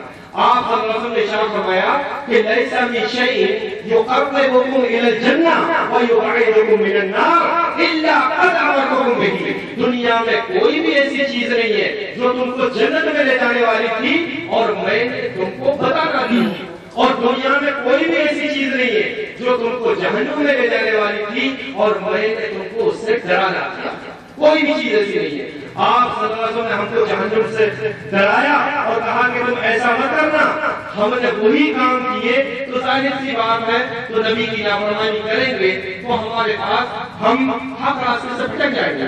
ہم کو چاہیے کہ ہر حال میں جب نبی کی بات آ جائے تو پھر اپنی بات چلانے کی ضرورت ہی نہیں۔ آپ صلی اللہ علیہ وسلم نے ایک جگہ ارشاد فرمایا، یہ حج کے موقع پر جب حج کی آیت نازل ہوئی اور آپ صلی اللہ علیہ وسلم نے ارشاد فرمایا کہ ایھا الناس، اے دنیا کے انسانوں، قد فرض اللہ علیکم الحج فحجوا، کہ آپ پر اللہ وحدہ لا شریک نے حج کو فرض قرار دیا ہے تو آپ حج کریں۔ ایک صحابی بولے، انہوں نے کہا کہ اکل عام یا رسول اللہ، اے اللہ کے رسول کیا ہمارے اوپر ہر سال حج فرض ہے؟ فسکت رسول اللہ صلی اللہ علیہ وسلم، تو آپ صلی اللہ علیہ وسلم خاموش ہو گئے۔ حتی قالها، یہاں تک کہ 3 بار اس نے یہ بات کہی۔ آپ صلی اللہ علیہ وسلم نے جواب دیا کہ لو قلت نعم لوجبت ولا مستطعتم، اگر میں کہہ دیتا ہاں تو تمہارے اوپر ہر سال یہ حج فرض ہو جائے، ولا مستطعتم، اور تم اس کی طاقت رکھتے ہی نہیں کہ ہر سال حج کر لینا، اس کی طاقت نہیں رکھتے۔ پھر آپ صلی اللہ علیہ وسلم نے ارشاد فرمایا ضروري ما ترکتکم، جس چیز کو میں نے چھوڑ دیا تم بھی اس کو چھوڑ دو۔ ضروري ما ترکتکم، جس چیز کو میں نے چھوڑ دیا تم بھی اس کو چھوڑ دو۔ کیوں؟ اس لیے وَإِنَّمَا هَلَكَ مَنْ كَانَ قَبْلَكُمْ بِكَثْرَةِ سُؤَالِهِمْ وَاخْتِلَافِهِمْ عَلَىٰ أَنْبِيَائِهِمْ، کہ تم سے پہلے جو لوگ ہلاک و برباد ہوئے ان کے ہلاک و برباد ہونے کی صرف یہی وجہ تھی کہ وہ اپنے نبیوں سے اختلاف کرتے تھے، نبیوں کی باتوں کو نہیں مانتے تھے۔ فَإِذَا أَمَرْتُكُمْ بِشَيْءٍ فَأْتُوا مِنْهُ مَا اسْتَطَعْتُمْ، تو میں جس چیز کا تم کو حکم دے دوں تو اپنی طاقت و قوت کے مطابق اس پر عمل کرو۔ وَإِذَا نَهَيْتُكُمْ عَنْ شَيْءٍ فَدَعُوهُ، اور جس چیز سے میں تم کو منع کر دوں تم اس سے باز آ جاؤ، تم کو وہ کام کسی بھی حالت میں نہیں کرنا۔ اب آتی ہے چوتھی چیز، چوتھی چیز آتی ہے وَلَا يُعْبَدُ اللَّهَ إِلَّا بِمَا أَمَرَ، جب تک نبی کریم صلی اللہ علیہ وسلم کا حکم نہ آ جائے کوئی بھی عبادت آپ کریں گے تو وہ عبادت قابل قبول اللہ کے یہاں نہیں ہو سکتی۔ کسی بھی عبادت کے لیے یہ ضروری ہے کہ حکم نبی کریم صلی اللہ علیہ وسلم کا ہونا چاہیے۔ اگر جبریل علیہ السلام بھی اپنی زبان سے کوئی بات کہیں، جب تک اس بات کو نبی کریم صلی اللہ علیہ وسلم اپنی زبان سے نہ کہہ لے وہ چیز دین نہیں ہو سکتی۔ یہ بتائیں کہ جب نبی کریم صلی اللہ علیہ وسلم کے علاوہ جبریل علیہ السلام جیسی شخصیت اگر کسی بات کو کہیں تو جب تک نبی کریم صلی اللہ علیہ وسلم اپنی زبان سے نہ کہیں وہ دین نہیں ہو سکتی۔ تو کسی عالم کی بات، کسی حضرت کی بات، کسی علامہ کی بات یا کسی امام کی بات دین کیسے ہو سکتی؟ کیسے ہو سکتی؟ کیا آپ نے وہ حدیث نہیں سنی ہے جس کو حدیث جبریل کہتے ہیں کہ جبریل علیہ السلام نبی کریم صلی اللہ علیہ وسلم کے پاس آتے ہیں اور آ کر پوچھتے ہیں کہ اے اللہ کے رسول اسلام کیا ہے؟ تو آپ صلی اللہ علیہ وسلم بتاتے ہیں کہ اسلام یہ ہے کہ تو اپنی زبان سے کہے کہ اللہ کے علاوہ کوئی بھی عبادت کے لائق نہیں ہے اور میں محمد یعنی صلی اللہ علیہ وسلم آپ صلی اللہ علیہ وسلم اللہ کے رسول ہیں، تم اپنی زبان سے یہ بات کہو۔ تو انہوں نے یہ بات آپ صلی اللہ علیہ وسلم نے کہی، پھر کہا کہ 5 وقت کی نماز پڑھو، 1 مہینے کے روزے رکھو اور استطاعت ہو تو حج کرو اور زکوٰۃ ادا کرو۔ آپ صلی اللہ علیہ وسلم نے یہ باتیں بتائیں تو جبریل علیہ السلام نے کہا کہ اے محمد صلی اللہ علیہ وسلم آپ نے سچ کہا، کہ اے اللہ کے رسول آپ نے سچ کہا۔ صحابہ اکرام رضوان اللہ علیہ اجمعین بیٹھے ہوئے ہیں، وہ کہتے ہیں حیرت میں ہے کہ یہ شخص اگر اس کو پہلے سے پتا تھا تو اس کو کیا ضرورت تھی کہ یہ پوچھ رہا ہے اس بات کو، اور جب اس کو یہ بات معلوم ہے پہلے سے تو پھر یہ نبی صلی اللہ علیہ وسلم نے کہلواتا کیوں ہے کہ آپ نے اے اللہ کے رسول یہ بات ایسے ہے؟ آپ صلی اللہ علیہ وسلم کہتے ہیں ہاں ایسے ایسے ہے، تو یہ شخص کہتا ہے آپ نے سچ کہا، جب اس کو پہلے سے پتا ہے تو کیوں یہ بات کو پوچھ رہا ہے؟ جب جبریل علیہ السلام چلے گئے تو آپ صلی اللہ علیہ وسلم نے پوچھا، آپ صلی اللہ علیہ وسلم نے پوچھا کہ اے لوگوں تم یہ بتاؤ کہ تم کو پتا ہے یہ کون تھے؟ تو صحابہ اکرام رضوان اللہ علیہ اجمعین بولے کہ اے اللہ کے رسول آپ بہتر جانتے ہیں۔ تو آپ صلی اللہ علیہ وسلم نے ارشاد فرمایا کہ یہ جبریل علیہ السلام تھے جو آپ کو آپ کا دین سکھانے کے لیے آئے تھے۔ یعنی دین سکھانے کے لیے آئے تھے کہ اسلام کیا ہے، ایمان کیا ہے، قیامت کب آئے گی، یہ سب باتیں سکھانے کے لیے آئے تھے۔ لیکن جبریل علیہ السلام بھی اپنی زبان سے نہیں کہہ رہے ہیں، بلکہ کسی زبان سے کہلوا رہے ہیں؟ نبی کریم صلی اللہ علیہ وسلم کی زبان سے کہلواتے ہیں۔ جب آپ صلی اللہ علیہ وسلم اپنی زبان سے کہتے ہیں تو وہ چیز دین کہلاتی ہے۔ تو جب نبی کریم صلی اللہ علیہ وسلم اپنی زبان سے جب تک کسی بات کو نہیں کہے وہ چیز دین نہیں ہو سکتی ہے، بلکہ آپ نے ارشاد فرمایا کہ وہ رد کر دی جائے گی۔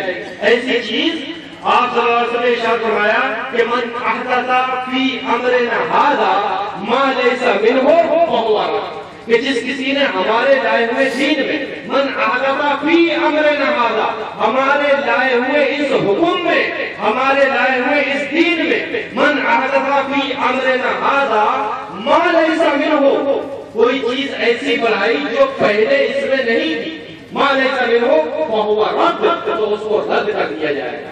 تو کوئی بڑھائی ہوئی چیز آپ صلی اللہ علیہ وسلم نے ارشاد فرمایا کہ اس کو نہیں کیا جائے گا، بلکہ اس کو رد کر دیا جائے گا۔ ایک حدیث میں اور ہے کہ آپ صلی اللہ علیہ وسلم نے ارشاد فرمایا کہ من عمل عملا لیس علیہ امرنا فہو رد، کہ جس کسی نے کوئی ایسا کام کیا، دین میں کوئی ایسا کام کیا جس کا حکم ہم نے نہیں دیا ہے، تو وہ کام بھی رد کر دیا جائے گا۔ وہ کام وہ قابل قبول نہیں ہو سکتا ہے۔ جس کام کو ہمارے نبی صلی اللہ علیہ وسلم نے نہیں کیا اور آج کوئی دین سمجھ کر کرے اس کام کو، تو وہ اللہ کے یہاں قابل قبول نہیں ہو سکتا ہے۔ سوچنے کی بات اور غور طلب بات یہ ہے کہ ایک حدیث میں ہمارے نبی صلی اللہ علیہ وسلم نے ارشاد فرمایا کہ کل مولود یولد علی الفطرۃ، بچے جتنے بھی ہوتے ہیں وہ سب کے سب فطرتاً مسلمان پیدا ہوتے ہیں، اسلام کی فطرت پر پیدا ہوتے ہیں۔ پھر کیا ہوتا ہے؟ فَأَبْوَاهُ، پھر ان کے باپ، ان کے والد جو ہوتے ہیں، فَأَبْوَاهُ يَهُوِّدَانِهِ أَوْ يُنَصِّرَانِهِ أَوْ يُمَجِّسَانِهِ، ان کے باپ ان کو یہودی بناتے ہیں، ان کو نصرانی بناتے ہیں، ان کو مجوسی بناتے ہیں۔ کیسے؟ جو جس گھر میں پیدا ہوتا ہے وہ بڑا ہوتا ہے، وہی سب کچھ سیکھتا ہے، کوئی نئی بات اس کے پاس نہیں آتی بلکہ وہی سیکھتا ہے۔ آپ صلی اللہ علیہ وسلم کی حدیثوں کے تعلق سے جو بھی آپ صلی اللہ علیہ وسلم کے فرمان ہیں، یہ فرمان جس طرح سے سنتیں ہوتی ہیں ویسے ہی حدیثیں ہوتی ہیں۔ حدیث بھی وہی چیز ہے جو سنت ہے۔ آج سنتوں کو کس طرح سے نبی کی سنتوں کو پامال کیا جا رہا ہے، آپ صلی اللہ علیہ وسلم کی حقیقی باتوں کو ٹھکرایا جا رہا ہے۔ ایسے ہی اس طرح سے ٹھکرانے پر ایک چند شعر ہے جو میں آپ کے سامنے انشاءاللہ پیش کرتا ہوں، ذرا ان کو دھیان سے سنیں۔ کہ ہر شجر پہ مسلط ہے پاسبان حدیث، خزاں بدوش نہ ہوگا یہ گلستان حدیث۔ یہ پہلے یادیں پڑھا کرتے تھے، آج بھی کبھی کبھی جب سنتے ہیں تو وہ یادیں تازہ ہو جاتی ہیں، تو وہ شعر کہنے کو دل چاہتا ہے کہ خزاں بدوش نہ ہوگا یہ گلستان حدیث، کہ ہر شجر پہ مسلط ہے پاسبان حدیث۔ ایک شعر اور ہے، وہ لوگ جو کہ ملوث ہیں شرک و بدعت میں،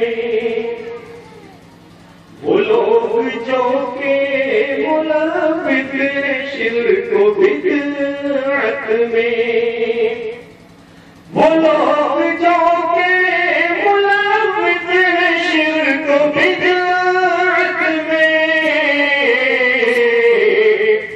کہیں تو کیسے کہیں ان کو رہبران حدیث، کہیں تو کیسے کہیں ان کو رہبران حدیث، کہ ہر شجر پہ مسلط ہے پاسبان حدیث، کہ ہر شجر پہ مسلط ہے پاسبان عظیم. نبی کریم صلی اللہ علیہ وسلم کا فرمان ہے کل مولود یولد علی الفطرہ. یہ حدیث آپ صلی اللہ علیہ وسلم کی ہے کہ بچے سب فطرتاً کیسے پیدا ہوتے ہیں؟ مسلمان پیدا ہوتے ہیں. پھر ان کے والد جیسے ہوتے ہیں بچے ویسے ہی بن جاتے ہیں. اگر وہ بچہ تحقیق نہ کرے، اگر حق کو تلاش نہ کرے تو پھر وہ ویسا ہی رہے گا جیسا اس کا باپ، وہ چینج نہیں ہوگا. مثال کے طور پر میں آپ کو سمجھاؤں، ایک چھوٹا سا بچہ جب وہ ہندو کے گھر میں پیدا ہوتا ہے تو اس کو بتایا جاتا ہے کہ بیٹا یہ پتھر جو ہے یہ تمہارا بھگوان ہے، یہ تمہارا خدا ہے. تم کو اگر تم کو کچھ مانگنا ہے تو اس پتھر سے مانگو. اگر تم پڑھائی میں پاس نہیں ہوتے ہو تو اس پہ پھول پتیاں چڑھاؤ، اس کو تم کچھ اس پر جو چنری وغیرہ ہوتی ہے وہ لا کے چڑھا دو، رکھ دو، تو اس کے یہ تم کو پاس کرا دے گا. تمہاری نوکری نہیں لگے تو بیٹا یہ جو پتھر رکھا ہوا ہے اسی پتھر کی تم خدمت کرنا. اس پر تم جو کچھ اس پتھر پر جو ہمارے باپ دادا کرتے تھے وہی تم بھی کرنا. تم بھلا پا جاؤ گے، تم کامیاب ہو جاؤ گے. وہ بچہ جو ابھی چھوٹا سا تھا تھوڑے دن میں وہ اسکول جانے لگتا ہے. ایک وقت آتا ہے کہ وہ انجینئر بن جاتا ہے، وہ ڈاکٹر بن جاتا ہے، فلاسفر بن جاتا ہے، سائنٹسٹ بن جاتا ہے، یہاں تک کہ ملک کا پردھان منتری بن جاتا ہے. لیکن وہ اسی پتھر میں ہی سب کچھ مانتا ہے. نہیں کیا عقل اس بات کو تسلیم کرتی ہے کہ یہ پتھر کسی قابل ہے؟ لیکن وہ جو کہ سب سے زیادہ عقل مند ہے، جس کے لیے اللہ وحدہ لا شریک نے کہا کہ یہ جانور ہے. وَمَثَلُ الَّذِينَ كَفَرُوا كَمَثَلِ الَّذِي يَنْعَقُ. یہ جانوروں کی قابلوں کی مثال ایسی ہے جیسے جانور. ان کی مثال اللہ وحدہ لا شریک نے جانور سے دی ہے. اور وہ ہم کہتے ہیں کہ بہت بڑا عقل مند ہے، بہت اس کے اندر عقل ہے، وہ اس پتھر کو ہی سب کچھ مانتا ہے. اگر دو بھائی ہیں، اب وہ دو میں سے ایک بھائی آ جاتا ہے، ایک بھائی اس پتھر کو پھینک دیتا ہے اور کہتا ہے کہ بھائی اسلام بہت سچا مذہب ہے، اسلام صحیح دین ہے. وہ اسلام کو قبول کر لیتا ہے. اس نے اسلام قبول کر لیا تو اب وہ دوسرے بھائی کے پاس جائے گا تو وہ اس کا بھائی کیا کہے گا اس کو؟ وہ یہ کہے گا کہ بیٹا بھائی میرے بھائی تم نے بہت اچھا کام کیا ہے. کیا کہے گا؟ کہے گا کہ گمراہ ہو گیا، تو راستے سے بھٹک گیا، تو نے ہمارے باپ دادے کے دین کو چھوڑ دیا. ارے تو یہاں تک کہ اس کی جان کے دشمن بن جائیں گے نہیں بن جائیں گے؟ کیا اس نے وہ غلط کام کیا تھا؟ جو اس نے اسلام کو قبول کر لیا، اس پتھر کو چھوڑ کر اسلام کو قبول کر لیا تو اس نے برا کام کیا. لیکن جو اس کے ساتھ والے ہیں وہ اس کو یہی کہیں گے کہ بھائی یہ راستے سے بھٹک گیا ہے، بھائی یہ گمراہ ہو گیا ہے. اب ہمارے ساتھ تو یہ معاملہ صبح سے شام تک ہوتا ہے، ڈیلی کا ہے، کوئی ایک دن کی بات نہیں ہے، ڈیلی کا ہے. اب اس بار میں آنے کے بعد جب میں نے دعوت کی شروعات کی کیونکہ میں نے ارادہ کر لیا تھا کہ اب جب انشاءاللہ آپ کی دعوت دی جائے گی تو پھر ہم یہی رہیں گے جب تک. اب جب ہم نے دعوت کی شروعات کی آس پاس کے گاؤں میں، پاس پڑوس کے جو گاؤں تھے ان میں بات پھیلی. انہوں نے کہا کہ ارے بھائی چلو یہ تو بہت برا ہوا، ہماری ایک مسجد چھن گئی اور دوسری بھی اب چھننے والی ہے، چلو جلدی سے چلو. سب گاؤں والے ایک دن صبح کو آ کے پورے روڈ پہ موٹر سائیکلیں تھیں اور سب بھیڑ لگی. چھوٹے بھائی کو بلایا، کہا کہ پردھان جی کو پہلے بلاؤ. پردھان جی کو بلایا گیا، کہا کہ پردھان جی تمہارے بھائی نے بہت برا کیا، تمہارے بھائی نے ہمارے یہاں فساد پھیلا دیا اور وہ ایک مسجد پہ قبضہ کر لیا ہے اور یہ دیکھو اچھی بات نہیں ہے، ابھی ان کو سمجھا دو. انہوں نے کہا کہ بھائی وہ میرے بڑے بھائی ہیں، چھوٹے ایسا ہے سیاست کا معاملہ ہو تو میرے پاس آؤ اور تم کو دین کی بات کرنا ہے تو ان کے پاس جاؤ تو تم ان سے بات کرو. تو انہوں نے کہا کہ اچھا تو بلا لو. مجھے بلایا. بلانے کے بعد اب دو عالم بیٹھے ہوئے تھے، دو مسجدوں کے امام تھے. بولے یہ عالم صاحب ہیں، یہ آپ سے بات کرنا چاہتے ہیں. اور کم سے کم 6-7 گاؤں کے آدمی تھے، پوری پبلک تھی. میں نے کہا کہ بھائی بڑی خوشی کی بات ہے، اللہ تعالیٰ آپ کو جزائے خیر دے کہ آپ بات کرنا چاہتے ہیں؟ بات کریں مجھ سے، کیا بات کرنا؟ انہوں نے کہا کہ ہم نے یہ سنا ہے کہ آپ سنیوں سے مناظرہ کرنا چاہتے ہیں، آپ سنیوں سے مناظرہ کرنا چاہتے ہیں۔ میں نے کہا اور کچھ؟ بولے پہلے اس کا جواب دے، بعد میں دوسری بات ہوگی۔ میں نے کہا بھائی آپ کو غلط فہمی ہوئی، میں نے کہا آپ کو غلط فہمی ہوئی ہے، سنی تو ہم ہیں، ہم کیوں سنیوں سے مناظرہ کریں گے؟ بولے نہیں سنی ہم ہیں۔ تو میں نے کہا کہ اگر آپ سنی ہوتے تو ہم کو ادھر آنے کی کیا ضرورت تھی بھائی، آپ کو چھوڑنے کی کیا ضرورت تھی؟ تو بولے نہیں ہم سنی ہیں، تم سنی ہو تو تم دکھاؤ ثابت کر کے۔ میں نے کہا کہ اگر آپ یہ ثابت کر دیں کہ آپ سنی ہیں تو میں آپ کے ساتھ ہو جاؤں گا، اور نہیں تو اگر میں ثابت کر دوں تو پھر آپ میری مان لیں۔ تو بولے کہ اچھا ٹھیک ہے بتاؤ۔ تو میں نے کہا کہ آپ صلی اللہ علیہ وسلم نے ارشاد فرمایا کہ یہودی جو ہے وہ 69 فرقوں میں بٹے اور نصرانی 72 فرقوں میں بٹے، ان قریب ہماری امت 73 فرقوں میں بٹ جائے گی، کلھا فی النار الا واحدہ، سب کے سب جہنم میں جائیں گے، ایک بچے گا۔ صحابیوں نے پوچھا کہ اللہ کے رسول وہ کون ہے جو ایک بچے گا؟ آپ صلی اللہ علیہ وسلم نے ارشاد فرمایا اہل سنت والجماعت۔ تو پھر صحابیوں نے جب پوچھا کہ اہل سنت والجماعت کون ہے، اے اللہ کے رسول اہل سنت والجماعت کس کو کہتے ہیں؟ تو آپ صلی اللہ علیہ وسلم نے ارشاد فرمایا ما انا علیہ واصحابی، کہ جس پر میں ہوں اور میرے صحابہ ہیں۔ دوسری حدیث میں ہے کہ ما انا علیہ الیوم واصحابی، کہ آج جس پر میں ہوں اور میرے صحابہ جس پر ہیں۔ تو میں نے کہا کہ اب سے 1400 سال پہلے جس پر نبی کریم صلی اللہ علیہ وسلم تھے اور جس پر صحابہ تھے، تو آپ چیک کریں بھائی، اگر آپ اس پر ہیں تو میں آپ کے ساتھ ہوں، اور میں اگر اس پر ہوں تو آپ میرے ساتھ ہو جانا۔ اب جب انہوں نے دیکھا کہ پبلک تو اب ان کی طرف بالکل مائل ہو رہی ہے، تو انہوں نے کہا کہ ایسا یہ باتیں بند کرو، اب یہ بات چھوڑو، آپ یہ بتائیں کہ آپ مناظرہ کریں گے۔ تو میں نے کہا کہ بھائی ابھی تو آپ کچھ اور باتیں کہہ رہے تھے، اب یہ دوسری باتیں آپ کہنے لگے۔ تو اس طرح سے باتیں کہی جاتی ہیں۔ میں نے کہا کہ دیکھیں آپ کہہ رہے ہیں کہ ہم سنی ہیں، آپ جب اب سے 1400 سال پہلے جو نبی کریم صلی اللہ علیہ وسلم جس پر تھے اور صحابہ تھے، جب اس پر آپ بولیں گے تو آپ کا آدھا دین چھٹ جائے گا، آدھا دین چھٹ جائے گا، اور آپ آدھا دین نہیں چھوڑیں، صرف ایک چیز چھوڑ دیں۔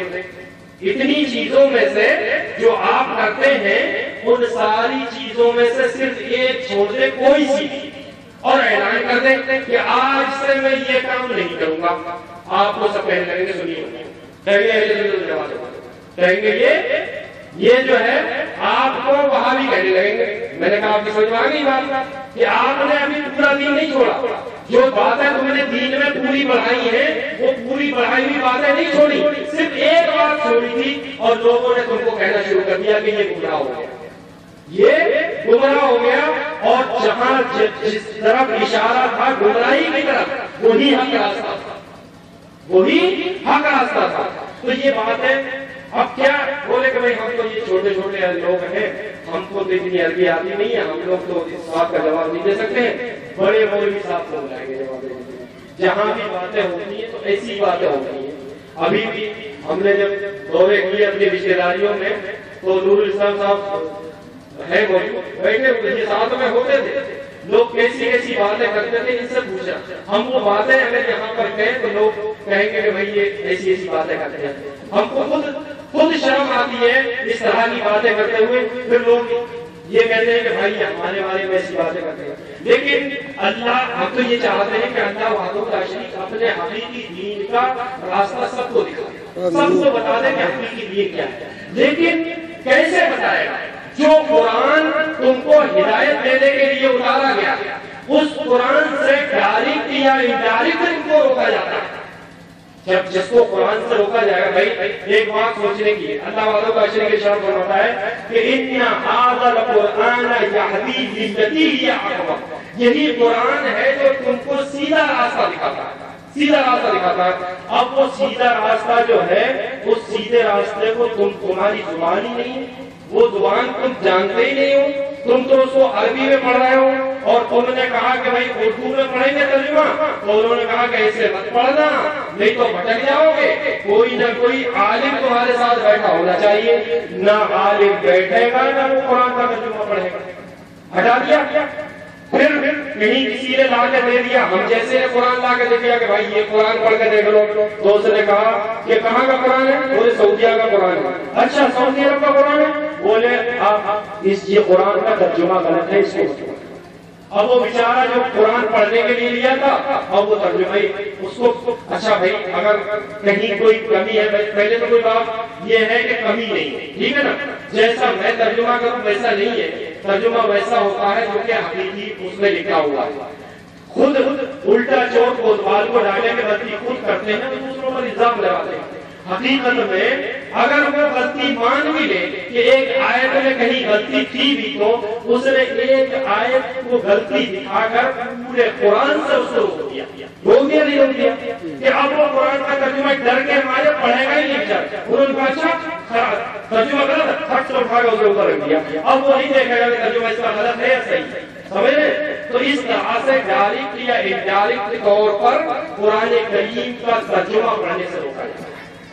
تو کوئی بھی دیکھیں میرے بھائیوں، خاص طور سے جو بات ہے اور طرف وہ یہ ہے کہ دیکھو ہماری موت کا کوئی بھروسہ نہیں، کس وقت ہم کو موت آ جائے موت کا کوئی بھروسہ نہیں۔ اگر ہم جنت کے بجائے جہنم کے راستے پر اگر ہماری موت آ گئی تو پھر کیا؟ اگر ہم اسی خوش فہمی میں رہے کہ جو ہمارے پاس ہے وہی ہے اور اسی کو مجبوری سے پکڑے بیٹھے ہوئے اور حق اس کے علاوہ کوئی دوسرا نکلا، تو پھر قیامت والی میں کیا ہوگا؟ موت کا کوئی بھروسہ نہیں ہے۔ نبی کریم صلی اللہ علیہ وسلم نے ارشاد فرمایا کہ القیس من دان لنفسه وعمل لما بعد الموت، عقل مند آدمی وہ ہے جو اپنے نفس کے لیے ذخیرہ تیار کرتا ہے اور جو بھی عمل کرتا ہے وہ مرنے کے بعد کے لیے کرتا ہے، اس دنیا کی زندگی کے لیے نہیں کرتا ہے۔ اسی لیے آپ صلی اللہ علیہ وسلم نے دوسری جگہ ارشاد فرمایا کن فی الدنیا کأنک غریب او عابر سبیل، دنیا میں ایسے رہو جیسے کوئی اجنبی رہتا ہے یا جیسے کوئی مسافر رہتا ہے۔ مسافر کی کیا حالت ہوتی ہے کہ بھائی اپنا بستر اپنا بوریا بستر باندھ کر تیار بیٹھے ہوئے ہیں، اسی طرح سے ہم کو بھی تیار رہنا چاہیے کہ ابھی اگر موت آ جائے تو سیدھے انشاءاللہ جنت میں چلے جائیں۔ ہر آدمی کو ہمیشہ اپنے عملوں کو چیک کرتے رہنا چاہیے، اپنے آپ کا جائزہ لے کہ آخر وہ جس راستے پر چل رہا ہے، یہ بتاؤ کہ ابھی ایک راستہ بہڑی جانے والا ہے، ایک راستہ رامپور جانے والا ہے۔ اگر رامپور ہم کو جانا ہے، ہم بہڑی کے راستے پر جائیں گے، کیسے راستے پر پہنچیں گے؟ ہم تو بہڑی پہنچیں گے نا، جو راستہ ہوگا اسی راستے پر پہنچیں گے۔ تو ہم کو چاہیے کہ ہم تلاش کریں کہ حقیقی راستہ کیا ہے، وہ راستہ کون سا ہے جو ہمارے نبی صلی اللہ علیہ وسلم نے بتایا تھا۔ ہمارے نبی صلی اللہ علیہ وسلم نے ارشاد فرمایا تھا ترکتکم علی المحجۃ البیضاء لیلھا کنہارھا، میں تم کو ایک ایسی شاہراہ پر چھوڑ کر جا رہا ہوں جس کی راتیں بھی دن سے زیادہ روشن ہے، لا یزیغ عنہا الا ہالک، اس سے وہی بھٹکے گا جو ہلاک و برباد ہونے والا ہے، وہی بھٹکے گا۔ اور وہ فارمولہ کیا بتایا تھا ہمارے نبی صلی اللہ علیہ وسلم نے کہ میں تمہارے درمیان دو چیزیں چھوڑ کر جا رہا ہوں، ان پر رکھ کر اپنے آپ کو تول لو، اگر اس کے مطابق ہو تو حق پر ہو اور اس کے مطابق نہیں ہو تو حق سے بھٹکے گے۔